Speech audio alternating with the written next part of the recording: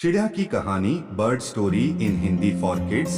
सुनहरी चिड़िया की कहानी। जंगल में एक सुनहरी चिड़िया रहती थी। वह मीठे गीत गाती थी। जब वह गाना गाती तो उसकी चोंच से चमकदार मोती गिरते। एक दिन एक बहेलिये ने उसे पकड़ लिया। उसने उसे अपने घर ले जाकर एक सोने के पिंजरे में रख दिया। वह उसे अच्छा खाना देता, लेकिन चिड़िया दुखी रहती। वह आजादी का मजा लेना चाहती थी। अब वह पिंजरे में गाना भी नहीं गाती थी। इस वजह से बहेलिये को एक भी मोती नहीं मिल पा रहा था। तंग आकर बहेलिये ने उस सुनहरी चिड़िया को राजा को उपहार स्वरूप भेंट कर दी। राजा ने वह चिड़िया राजकुमारी को दे दी। राजकुमारी एक अच्छी लड़की थी। वह बहुत दयालु थी। उसने सुनहरी चिड़िया को आजाद कर दिया। चिड़िया अपनी आजादी को पाकर बहुत खुश थी और फिर से गाने लगी। फलस्वरूप उसकी चोंच से राजकुमारी के कमरे में मोती गिरने लगे। उस दिन से वह सुनहरी चिड़िया रोज राजकुमारी से मिलने आती और उसके लिए गाना गाती। वह जैसे ही गाना गाती वैसे ही उसकी चोंच से मोती गिर जाते। यह चिड़िया की तरफ से प्यारी राजकुमारी के लिए तोहफा था। जंगल स्टोरी काबिलियत। किसी जंगल में एक बहुत बड़ा तालाब था। तालाब के पास एक बगीचा था जिसमें अनेक प्रकार के पेड़ पौधे लगे थे। दूर दूर से लोग वहां आते और बगीचे की तारीफ करते। जंगल स्टोरीज। गुलाब के पेड़ पर लगा पत्ता हर रोज लोगों को आते जाते और फूलों की तारीफ करते देखता। उसे लगता कि हो सकता है एक दिन कोई उसकी भी तारीफ करे। पर जब काफी दिन बीत जाने के बाद भी किसी ने उसकी तारीफ नहीं की तो वो काफी हीन महसूस करने लगा। उसके अंदर तरह तरह के विचार आने लगे कि सभी लोग गुलाब और अन्य फूलों की तारीफ करते नहीं थकते, पर मुझे कोई देखता तक नहीं। शायद मेरा जीवन किसी काम का नहीं। कहाँ ये खूबसूरत फूल और कहाँ मैं। और ऐसे विचार सोचकर वो पत्ता काफी उदास रहने लगा। दिन यूं ही बीत रहे थे कि एक दिन जंगल में बड़ी जोर जोर से हवा चलने लगी और देखते देखते दिन यूं ही बीत रहे थे कि एक दिन जंगल में बड़ी जोर जोर से हवा चलने लगी और देखते देखते उसने आंधी का रूप ले लिया। बगीचे के पेड़ पौधे तहस-नहस होने लगे। देखते देखते सभी फूल जमीन पर गिरकर निढाल हो गए। पत्ता भी अपनी शाखा से अलग हो गया और उड़ते उड़ते तालाब में जा गिरा। जंगल स्टोरीज। पत्ते ने देखा कि उससे कुछ ही दूर पर कहीं से एक चींटी हवा के झोंकों की वजह से तालाब में आ गिरी थी और अपनी जान बचाने के लिए संघर्ष कर रही थी। चींटी प्रयास करते करते काफी थक चुकी थी और उसे अपनी मृत्यु तय लग रही थी कि तभी पत्ते ने उसे आवाज दी, घबराओ नहीं, आओ मैं तुम्हारी मदद कर देता हूँ। और ऐसा कहते हुए अपने ऊपर बिठा लिया। आंधी रुकते रुकते पत्ता तालाब के एक छोर पर पहुंच गया। चींटी किनारे पर पहुंचकर बहुत खुश हो गई और बोली, आपने आज मेरी जान बचाकर बहुत बड़ा उपकार किया है। सचमुच आप महान हैं। आपका बहुत बहुत धन्यवाद। जंगल स्टोरीज। यह सुनकर पत्ता भावुक हो गया और बोला, धन्यवाद तो मुझे करना चाहिए क्योंकि तुम्हारी वजह से आज पहली बार मेरा सामना अपनी काबिलियत से हुआ, जिससे मैं आज तक अनजान था। आज पहली बार मैं अपने जीवन के मकसद और अपनी ताकत को पहचान पाया हूँ। जंगल स्टोरी तरीका। एक नन्हा परिंदा उड़ान भरने की कोशिश करता, लेकिन बार बार कुछ ऊपर उठकर गिर जाता। दूर से एक अनजान परिंदा अपने मित्र के साथ बैठा यह सब गौर से देख रहा था। कुछ देर बाद वह उसके करीब पहुंचा। जंगल स्टोरी तरीका।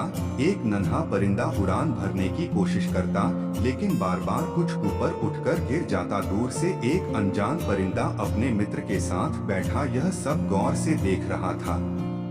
कुछ देर बाद वह उसके करीब पहुंचा और बोला, क्या हुआ? बहुत परेशान हो नन्हा परिंदा बोला, मुझे शाम होने से पहले अपने घोंसले तक लौटना है।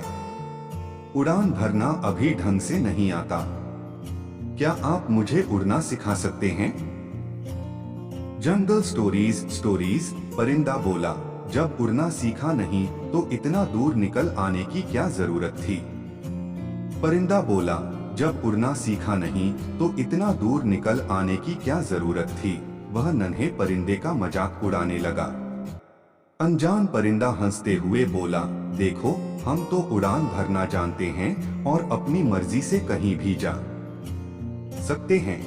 इतना कहकर उसने नन्हे परिंदे के सामने पहली उड़ान भरी। वह फिर थोड़ी देर बाद लौट आया और 2-4 कड़वी बातें बोलकर फिर उड़ गया। ऐसा उसने 5 से 6 बार किया।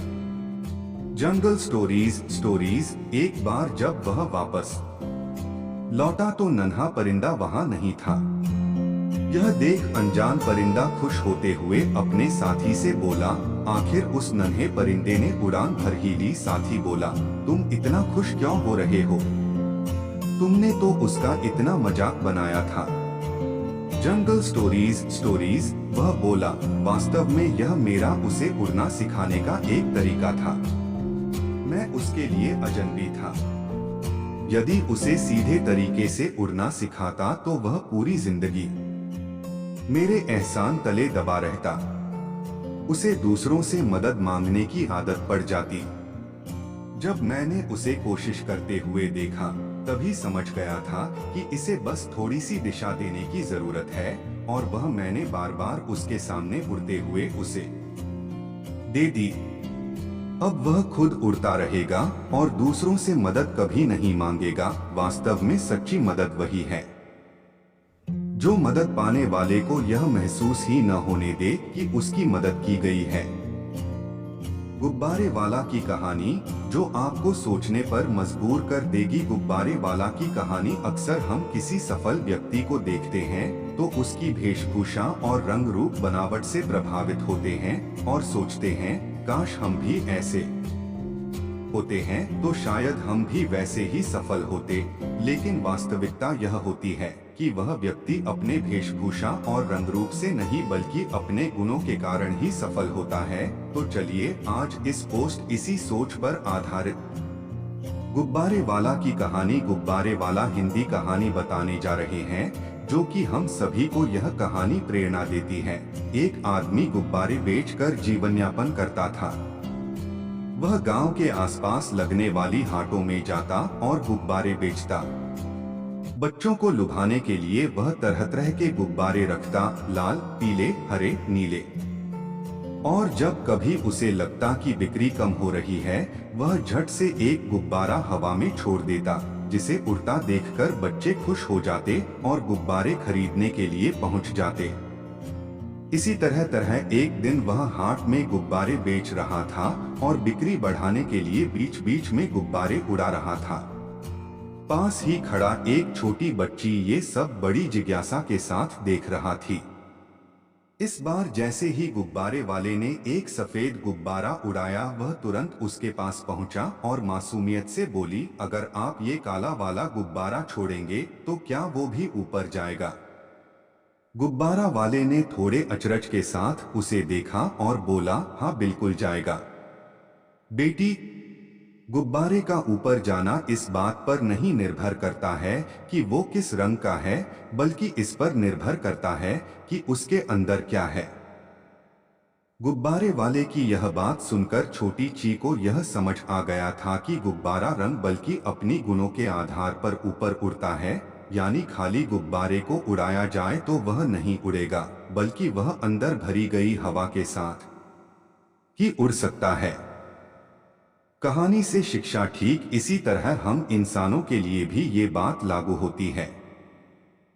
कोई अपनी जीवन में क्या हासिल करेगा, ये उसके बाहरी रंग रूप पर नहीं निर्भर करता है, ये इस बात पर निर्भर करता है कि उसके अंदर क्या है। अंततः हमारा गुण हमारा सफलता निर्धारण करता है। तो आप सभी तो यह प्रेरणा देने वाली गुब्बारे वाला की कहानी, गुब्बारे वाला हिंदी कहानी कैसा लगा? कमेंट बॉक्स में जरूर बताएं और लोगों को प्रेरणा देने के लिए इस कहानी को शेयर भी जरूर करें।